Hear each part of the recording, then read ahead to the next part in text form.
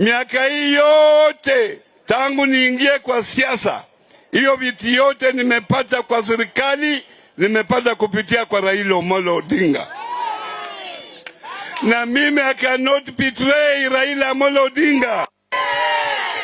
And that's why wakati watu walikuja kwangu wakasema ati Wajaluo, naona kama Wajaluo wamechukua chama cha ODM, sisi Waluya tutenge tuunde chama yetu.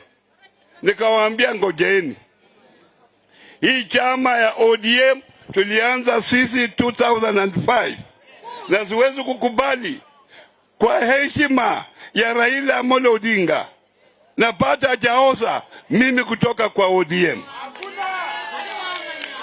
Watu wengi wakaja kunitembelea na wamekubali sasa hivi sisi tupake kwa tuko pamoja.